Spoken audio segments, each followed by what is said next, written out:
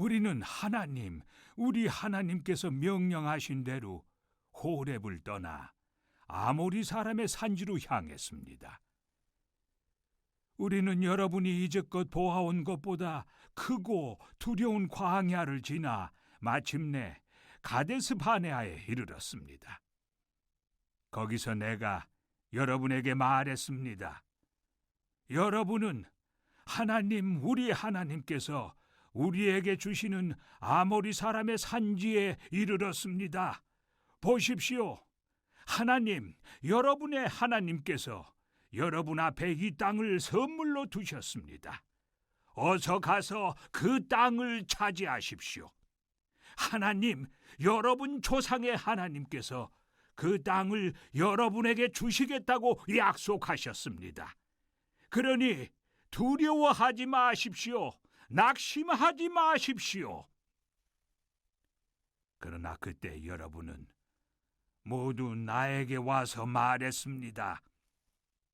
우리보다 먼저 몇 사람을 보내어 그 땅을 정탐하게 한 다음 어느 길로 가는 것이 가장 좋은지, 우리가 차지할 만한 성읍은 어떤 곳이 있는지 보고하게 합시다.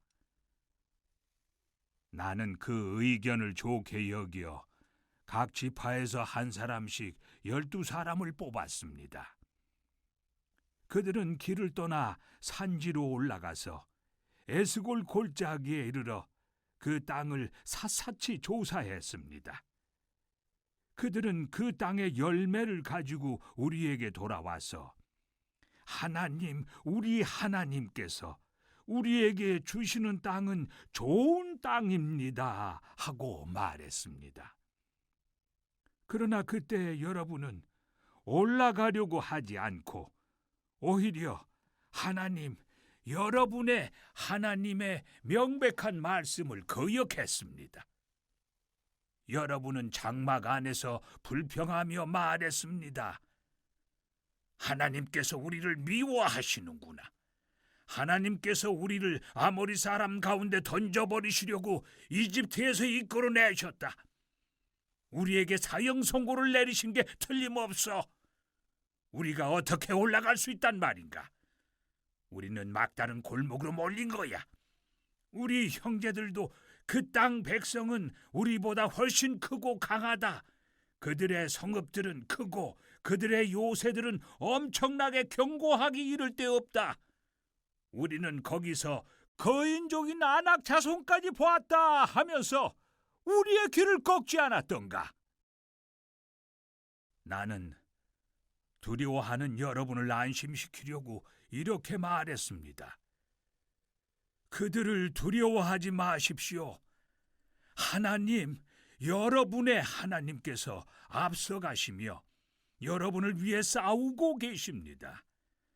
그분께서 여러분을 위해 이집트에서 어떻게 일하셨는지, 광야에서 어떻게 일하셨는지 여러분의 두 눈으로 똑똑히 보았습니다.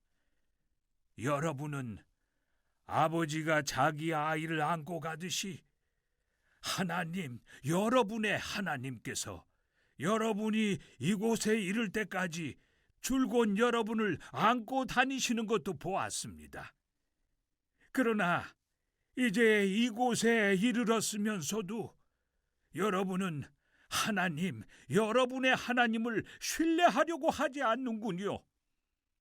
이 하나님께서 여러분의 여정 가운데 여러분보다 앞서가시며 진칠 곳을 정찰하시고 밤에는 불기둥으로 낮에는 구름 기둥으로 여러분이 가야 할 길을 보여주시는데도 말입니다. 19절로 21절입니다. 이스라엘은 호렙산에서 출발하여 세일산 일대를 지나 가데스 바네아에 도착했습니다. 세일산을 지났다는 것은 에돔 국경 밖의 세일산 변두리를 지난 것을 말하죠. 그들은 거칠고 위험한 바란 광야를 통과했습니다. 그리고 아모리 족속의 산지로 향하는 길을 이용해 가데스 바네아까지 여행했습니다. 8장 15절에서는 그 험한 광야길을 불뱀과 전갈이 있고 물이 없는 건조한 땅으로 묘사합니다. 19절의 아모리 족속의 산지길로라는 말은 이스라엘 백성이 아모리 족속의 산지길을 통과했다는 뜻이 아닙니다.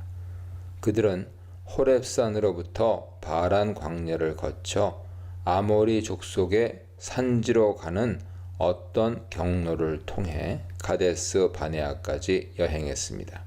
아모리 족속의 산지는 가데스 바네아 북쪽의 가나안 산악지대를 의미하죠. 이스라엘 백성은 그 산지 입구에 도착했습니다. 호렙산에서 가데스 바네아까지 10하루길, 대략 230km에 이르는 험한 광야길 여행을 마무리하고 드디어 이스라엘 백성이 가데스 바네아에 도착했습니다. 그 후 그들은 가나안 땅 입구에 진을 쳤습니다. 모세는 백성들을 향해 두려워하거나 주저하지 말고 즉시 가나안 땅에 올라가서 그곳을 정복하자고 용기를 북돋았습니다. 만일 이 땅을 너희 앞에 두셨은즉이 이미 너희에게 주셨으니로 해석할 수 있다면 가나안 땅은 이미 선취적으로 정복된 땅이다 하는 셈이죠. 모세는 사중적인 명령형 동사를 반복 사용하면서 강하게 그들을 독려했습니다. 올라가서 차지하라. 두려워하지 말라. 주저하지 말라고 말이죠. 22, 25절입니다. 당장 진격하자는 모세의 말에 백성은 우선 정탐꾼을 보내 그 땅을 탐문하자고 제안합니다. 이는 민수기 보고와 모순되죠. 본문에서는 가나안 땅 정탐이 백성들의 요구에서 비롯되었습니다. 모세는 그 제안을 매우 긍정적으로 받아들여 12명의 정탐꾼을 선발해서 내보냈습니다. 그러나 민수기에서는 하나님 명령으로 12명의 정탐꾼을 선발하여 파견했습니다. 여기서 질문은 이것입니다. 과연 가나안 땅 정탐은 하나님 명령하신 건가, 백성들이 요구한 것인가 하는 것이죠. 신명기는 광야 40년 여행을 반성적으로 회고하는 책이며 철저히 민수기를 비롯하여 앞선 책들을 전제하여 이야기를 전개해 나갑니다. 따라서 단순히 신명기와 민수기가 모순되는 이야기를 하고 있다고 볼 수는 없습니다. 민수기 13장에서 하나님이 명령하신 가나안 땅 정탐은 신명기에서 보듯이 백성들이 먼저 제안했던 것이고 최종적으로 모세와 하나님이 이를 추인하셔서 명령을 내린 것이라 정리할 수 있습니다. 그렇다면 백성들의 제안은 하나님에 대한 불신에서 비롯된 악한 것이었을까요? 신명기 1장은 이에 대해 아무런 평가를 내리지 않습니다. 다만 모세는 자신의 회고적인 연설에서 내가 그 말을 좋게 여겼다고 말할 뿐이죠. 여기에는 그것을 믿음의 문제로 보게 하는 어떤 암시도 없으며 모세의 고백은 도리어 그것이 매우 현명한 제안이었음을 암시합니다. 물론 분명히 민수기 13장의 정탐 에피소드는 전체 문맥에서 볼 때 11장부터 시작되어 14장에 이르는 이스라엘의 반복적인 배교 행위들과 한데 묶여 있습니다. 첫 번째 불평, 음식 투정, 모세에 대한 불만, 불신에 의한 약속의 땅 거절이 한데 묶여 있습니다. 이런 맥락에서 약속된 땅에 대한 정탐의 요구는 그 자체가 반역적인 동기에서 비롯되었다는 설명이 있습니다. 결론적으로 보면 이 에피소드는 정탐 자체는 전혀 문제 삼고 있지 않으며 정탐 후의 정탐꾼들과 백성들의 불신앙적 태도를 고발하고 있습니다. 정탐은 백성들 편에서 제안되었으나 하나님이 추인하셔서 명령하신 작전이었던 것이죠. 모세는 각 지파에서 한 명씩 12명의 정탐꾼을 선발합니다. 민수기 13장에서 그들은 각 지파의 지휘관 나시이자 수령 로시 곧 지파장들로 확인되며 그들의 이름도 소개됩니다. 정탐꾼들은 가나안의 최북단인 하맛 어기 근처 르홉에 이르기까지 탐문 활동을 한 뒤 다시 남하여 돌아오는 길에 헤브론 근처를 집중적으로 관찰했습니다. 그 지역이 특히 풍요로운 땅인데다 군사적으로 매우 중요했기 때문일 것입니다. 정탐꾼들은 헤브론 근처의 에스골 골짜기에서 큼직한 포도송이들이 군집을 이룬 포도나무 가지를 베고 아마도 석류와 무화과도 그렇게 벤 뒤 긴 막대기에 묶어 두 사람이 어깨에 매었습니다.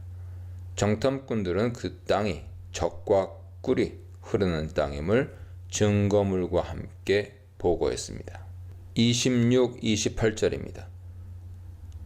정탐꾼들은 그 땅은 과연 하나님의 말씀대로 젖과 꿀이 흐르는 땅이나 동시에 그곳 백성과 요새는 너무나 강하다는 비관적인 보고를 내놓았습니다. 그들은 거기에 아낙 자손들이 살고 있다고 알렸습니다. 여호수아에서는 아낙의 아비가 아르바라고 언급되고 있습니다. 여러 증거 본문들에서 아낙 자손은 바로 키 큰 사람, 즉 거인족을 가리킵니다. 어떤 학자는 아낙이란 말은 가나안 토착민들이 크고 견고한 요새와 성 그리고 고인돌을 만든 강력한 종족들임을 표현하는 단어일 수 있다고 제안합니다. 실제로 아낙 자손은 그 땅 거주민은 강하고 성읍은 견고하다 하는 표현 또는 강대한 나라로 성읍들이 크고 성벽은 하늘에 닿은 크고 많은 백성들, 능히 당할 수 없는 사람들이라는 표현과 더불어 언급됩니다. 이 경우 아낙은 일종의 수사 상징 표현이죠. 여타 다른 자료들은 아낙 자손이 실제로 거인족임을 증거합니다. 29절로 33절입니다.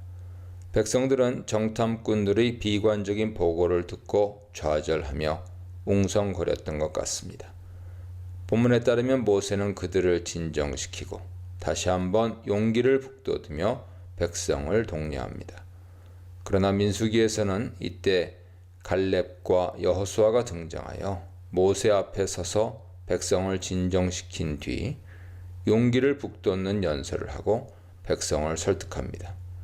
신명기의 특징이 앞선 사건의 이야기를 축약하거나 그 사건의 새로운 측면을 조명하며 회상한다는 점을 고려해 다음과 같이 상황을 종합 재구성해 볼 수 있습니다. 아마도 본문에서와 같이 모세가 먼저 비탄에 잠긴 백성을 설득했으나 실패로 돌아갔고 이어 갈렙과 여호수아가 적극 나서 이미 판세가 기울어진 민심을 바꿔보려 애썼을 것입니다. 모세는 그들이 과거 경험했던 여호와의 놀라운 능력에 호소하며 백성들을 설득합니다. 이스라엘을 격파하신 여호와께서 지금도 너희를 위해 싸우실 것이다. 또한 광야길에서 백성을 아들을 안아주듯 보호하며 인도하신 여호와께서 너희를 지켜주실 것이다. 여호와께서는 그들 앞에 가시며 불기둥과 구름기둥으로 방향을 지시해 주시고 그들이 묵을 곳을 찾아주셨습니다. 이것은 바로 그 하나님을 신뢰하여 지금 가나안 땅에 진격하여 땅을 차지하자는 호소입니다. 그러나 다른 정탐꾼들은 모두 한 목소리로 비관론을 쏟아냅니다. 가나안 족속들이 워낙 강하기 때문에 이스라엘 백성 군사력으로는 그들을 이길 방법이 없다는 것입니다. 심지어 그들은 첫 번째 보고에서 자신들이 가져온 엄청난 과일을 보여주면서 매우 긍정적으로 평가한 그 땅 자체를 악평하기 시작합니다. 죄로 물든 인간은 마음이 돌아서면 좋았던 일이나 사람에 대해 갑자기 악담하는 나쁜 습성을 지니고 있습니다. 그들은 자신들이 좋은 땅이라고 보고했던 그 땅이 거주민을 삼키는 땅이라고 공포심을 조장했을 뿐입니다.